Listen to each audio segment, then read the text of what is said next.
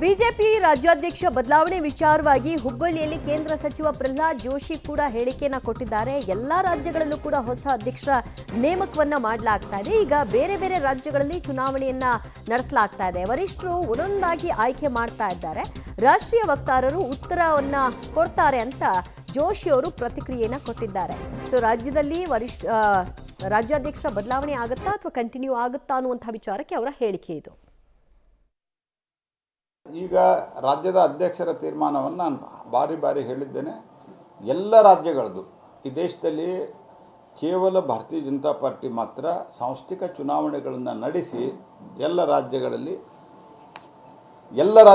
ಮತ್ತು ಅದನ್ನು last time ಯಾರೋ ಹೇಳಿದ್ದು ಒಂದು ಚಾನಲ್ದವರು ಹೊಸ ರಾಜ್ಯಾಧ್ಯಕ್ಷರನ್ನು ಮಾಡ್ತಾರೆ ಅಂಥೇಳಿ ಹಾಕಿದ್ದಾರೆ. ನಾನು ಹೇಳೋದು ಎಲ್ಲ ರಾಜ್ಯಗಳಲ್ಲಿ ಈಗ ಹೊಸದಾಗಿ ನೇಮಕಗಳು ಆಗುತ್ತವೆ.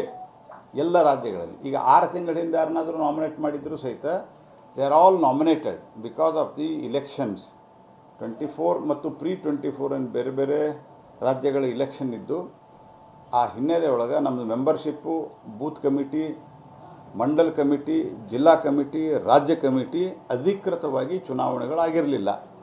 ಹೀಗಾಗಿ ರಾಷ್ಟ್ರೀಯ ಅಧ್ಯಕ್ಷರ ಚುನಾವಣೆಯೂ ಆಗಿರಲಿಲ್ಲ. ರಾಷ್ಟ್ರೀಯ ಅಧ್ಯಕ್ಷರ ಚುನಾವಣೆ ಆಗೋಕ್ಕಿಂತ ಮೊದಲು ಈ ಪ್ರೊಸೆಸ್ಸನ್ನು ನಾವು ಮುಗಿಸ್ಬೇಕು. ಅದನ್ನು ಮುಗಿಸಿ ಒಂದೊಂದು